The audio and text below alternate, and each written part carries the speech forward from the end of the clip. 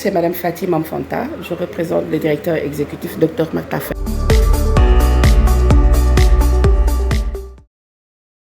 De la prévention routière du Sénégal. Qu'est-ce qui explique votre présence aujourd'hui à Diamniadio? Notre présence est expliquée par une campagne de sensibilisation qui est faite tous les ans lors des grands événements comme le Magal de Touba actuellement qui est en cours. Et l'objectif c'est de sensibiliser les usagers de la route à quand même aller vers leur destination avec sécurité et revenir avec sécurité. Et quel a été le message véhiculé sur le terrain? Le message, c'est d'abord la vitesse, la fatigue, la somnolence au volant. C'est un cocktail explosif, ce qui veut dire qu'il faudra faire très attention. Rouler doucement vous permettra d'arriver peut-être à la destination voulue. Voilà. Vous trouvez que c'est seulement la sensibilisation qui peut diminuer les accidents? Effectivement, parce qu'on ne peut pas aussi enlever la sensibilisation de ces grands événements. Parce qu'on a constaté lors des campagnes de cela, parce qu'on ne peut pas ne pas sensibiliser. Laisser les gens quand même aller vers leur destination sans pour autant leur faire un rappel peut peut-être impacter. Mais si aujourd'hui, à chaque fois qu'il y ait ce genre d'événement, que les gens sortent pour quand même leur faire le rappel comme quoi que l'accident, c'est un phénomène catastrophique, il faudra peut-être... c'est un plus pour les usagers. Voilà. Et selon vous, quels sont les facteurs qui causent beaucoup d'accidents au niveau de cet axe ou de façon générale? D'abord, c'est un axe accidentogène qui peut être dû au comportement de l'usager et qui aujourd'hui, on peut dire qu'il y a la vitesse, il y a j'oublie que il y a trop de choses qui peuvent impacter. Ça veut dire que quand on est fatigué, il faudra se reposer. Quand on sent que ça ne va pas, il faudra se reposer. Éviter quand même de faire une vitesse excessive parce que ça peut quand même être un facteur d'accident. Nous présence ci Diamniadio c'est pas la première fois yàgg nañu di def ay campagne de sensibilisation mais chaque événement lu mel ni màggal comme moo nekk en cours dañuy jël sunu ay dispositions maanaam jël aussi sunu ay membres sunu ay antennes tas leen mais nag dafa am Diamniadio ak Tëngéej parce que ñaari sites yooyu dañu gis ne ni accident yi aussi dafay am te li ko waral mooy ñu jéem a fàttaliku usagers yi ñu xam ne ni dañu war a dem ci benn événement bu am solo muy le Magal de Touba ñu war cee dem ci jàmm ñu war a ñibbisi aussi ci jàmm ak salaam. lan moo nekkoon message bi ci terrain bi? message bi ci terrain bi maanaam xel bu bëri baaxul boo sonnee da ngay noppaleku fàttaliku leen que ni vitesse baaxul boo gëmentoo aussi da ngay noppal ko parce que loolu ñett yooyu boo ko dajalee mën naa indi benn cocktail bu explosif te loolu moom baaxul. ngeen yokk ne wala jàpp ne sensibilisation seulement moo si mën dara wàññi accident yi. waaw da cee bokk sensibilisation da cee bokk mënul ñàkk parce que lii dem ci événement yu mel noonu dafa bëri ci ay nit donc am na ñoo xamante ni bu ñu déggee message bi da leen di delloo si nit ki bu doon par exemple dina damay daw 140 gaaw a àgg bu déggee xëy de message bi dina ko permettre au moins mu ne naa daw 90 dal ci nànk àgg fa ma war a jëm ba pare ñibbi siwaat surtout nag ñi nga xamante ni dañuy yëpp ay nit di leen yóbbu ñoom ñuy bëgg a def ay aller retour te par moment la ngay def da ngay dem ba coono da la ciy fekk te coono boobu nag boo calculé wul nag war naa mën a noppale ko mën naa indi ay cause d'accident. ci Diamniadio loolu leen yaakaar ne wala loolu gis ne mooy cause yi. bon cause Diamniadio yi mën nañu wax ne ni vitesse la vitesse bokk la ci trop donte ni am na ay doodaan mais gars yi par moment bon duñ ko bàyyi xel ak yàkkamtee àgg parfois nit ki dafay jàpp ni moom dans 10 minutes war naa àgg fi ma jëm te 10 minutes boobu mën na laa indil njumte goo xamante ni doo ko mën a rectifier bu dee sax ay gaañ day tane mais bu ci leneen toppee moom ñàkk bakkan toppee moom daal di doy waar. léegi da ngay def benn daal tënk rek. voilà dama bëgg rek ñaan usagers yi ñi nga xamante ni ñooy nekk ci tali bi ñu daal di xam ne ni événement bi Serigne Touba dafa woote te képp ku Serigne Touba woo war ngaa mën a fekkee ñu war a daw nànk dal nànk bu ñu sonnee nañu noppale ko ñu teey ci tali bi ndax accident baaxul di aussi wax ni am na ay mécaniciens yi nga xamante ni dañu nekk ci tali bi képp koo xamante ni da nga paan ñu tuddee leen Revas képp koo xam ne da nga paan rek mën ngaa mën a dem ci ñoom nga mën a dem ñu defaral la sa oto gratuitement te doo fay di ñaaxaat di ñaaxaat encore une fois chauffeur si ak ñi nga xamante ni ñoom ñooy dem Touba ni tat yi xatuñu mais nit ñi souvent ñoom ñooy xatal seen xol yi nañu ibbi seen xol yi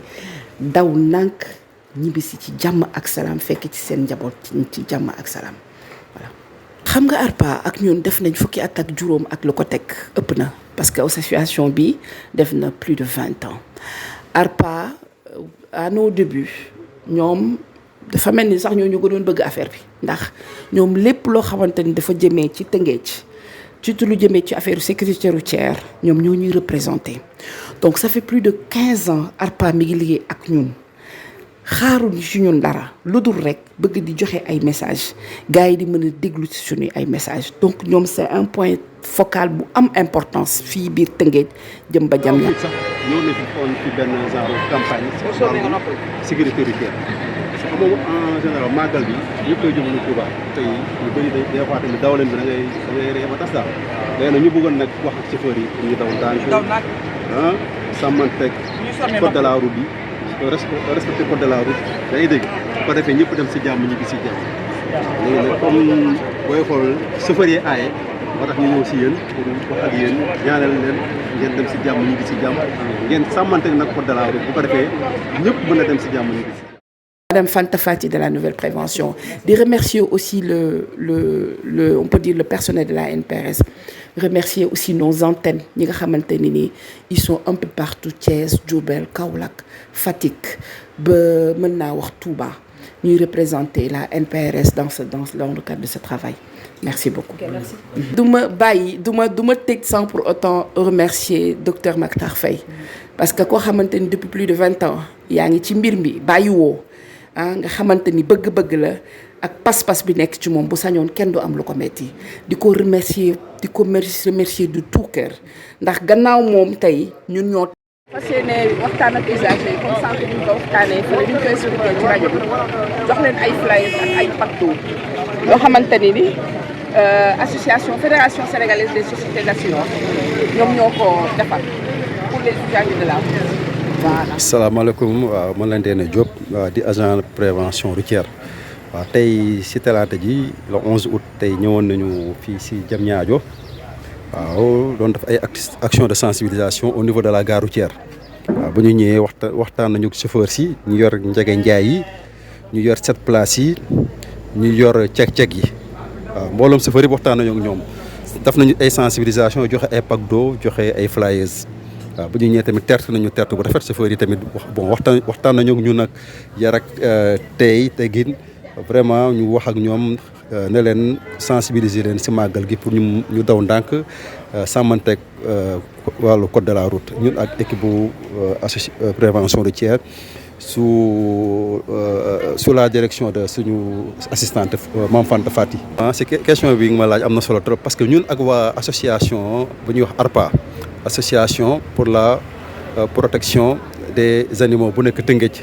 mu nekk association boo xam ne macha allah ba ñu commencé liggéey ak ñoom ba léegi vraiment njëriñ rek lañ si gis daal parce que ñoom vraiment xam nañu fii la ñu basé wu à Tëngéej mu nekk association boo xam ne vraiment ñëpp ràññee nañ ko si wàllu sensibilisation. léegi sax ngeen di assurer seeni moto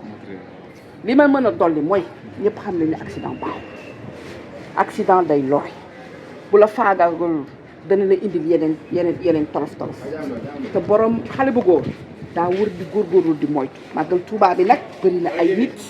ñi dañuy dem di dikk dañuy mën a toujours rek di rey suñu bopp pour wax leen ni nañu moytu ci xel bu bëri baaxul ñu moytu ci yàkkamti moytu aussi boo gëmmantoo nga noppale ko ndax loolu boo ko bëggee dajale ci benn nit da lay indil loo xamante ni doo ko mën a wax la ca topp nag mooy am nañu ay partenaires yi nga xamante ñu mel ni Revas nekk ci tali bi ku ci am panne ba ci sa Jakarta bi boo leen wooy daan la dépanner gratuitement ñun nag ñi ngi fépp actuellement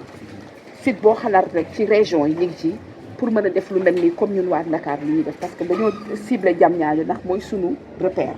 am nañu Tëngéej am nañu feneen ak feneen léegi nag su nekkee dafa am loo ci mën a dolli nga wax ñu bu dee question boo xamante ni bëgg nga ñu tontu la ci aussi nga wax. waaw dafa am lu ma ci dolli rek. waaw. ñun moom ay ndaw lañ. waaw. liggéey rek moo ñu tax a jóg. waaw. kon bu ñu gisee koo xam ne daa ñëw pour jàppale ñu. dëgg la loolu dañ ciy kontaan. dëgg la. ñëw ngeen fi. nekk ngeen fi ñëw. dëgg la joxoon ñu ay casque. joxoon ñu ay gilet. gilet yooyu nag yàqu nañ. dëgg la casque yi yàqu nañ. yàqu na waaw. te état bi nag proposé nañu ay papier. booy nag ñu ci papier bu baax. très bien fii ci Diamniadio nag. vraiment sonaluñu. vraiment autorités yi fi nekk kenn sonaluñu. ñu ngi bàyyi ñu ngi liggéey naaj. waaye yàkkamti nañ nag papier yi pare. ba nga xam ne ñu mën a nekk ci norme. ñu gën a nekk à l'aise. nga xam ne boo kenn ñaanu ko yàlla. boo laalee oto. assurance mën la jàppale. mën la couvrir dëgg la. loolu nag moom bëgg nañ ñu taxaw si jàppale ñu. fii si Diamniadio amuñu fi benn problème. dëgg yàlla ñu ngi liggéey kenn jàpp ci suñu mbir. waaw xanaa nga def na ko suñu noonu. waaw nga dox yenn heure yoo xam ne. waaw du yoon crime la. waaw waaye bu dee xëy 8 heures wàcc. heure bi nga war a wàcc. vraiment amul bu soobee yàlla daañu ci taxaw. daal bëgg nañ ko ñu jàppale. bu soobee yàlla daañu ci taxaw. loolu rek laa si am. te li ma la wax rek campagne bi di ñëw incha allah da ngeen di regrouper comme ni ngeen defoon rek jaar ci ARPA bu boobaa ngeen ñëw ngeen wax ni li ngeen soxla bu boobaa patron bu mag bi bu ñëwee indil leen li ngeen soxla comme bii passé ndax loolu mooy suñu liggéey mënuñu dem sans yéen mënuñu leen dem sans ñun kon dans le cadre de ce travail ñun daañu ci rey suñu bopp ba xamante ni li ngeen soxla daañu leen ko indil ñun tam li ñu bëgg aussi ngeen defal ñu ko ngeen seen bakken bi ngeen mën koo mucc du noonu waaye yal na yàlla sàmm ñu yàlla barkeel ñu comme li ma la wax rek lépp rek lu jëmee ci conseil yaa ngi fii lépp lu jëmee ci affaire u dépannage bi aussi mi ngi ci bu dee mën nañ di boobaa ñu partagé li ci des ak suñu éléments yi comme ça ngeen mën a waxtaan ak seen i éléments yi tamit ok jërëjëf ok jërëjëf merci ay équipe yu fa nekk ci yoon dañ leen di dépanner gratuitement muy waa Revas war nga leen xam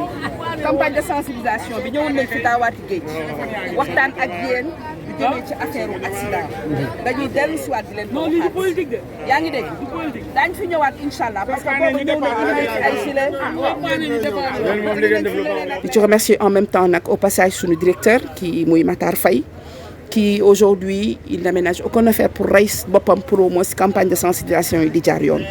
vraiment di ko remercier di remercier aussi toute l'équipe de la NPRS di remercier aussi les antennes di aussi di waxaat ni bu ñu fàtte ni y a toujours des mécaniciens nga xamante ni dañu nekk en partenariat ak ñoom ñu tuddi leen Revas képp koo xamante ni da nga panne rek mën nga koo woo remercier aussi suñuy sponsor ndax bu dul woon ñoom lii ci am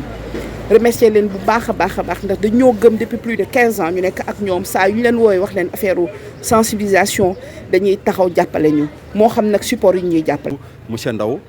ak équipe am ñu nekk ñu baax ñu am détermination macha allah te vraiment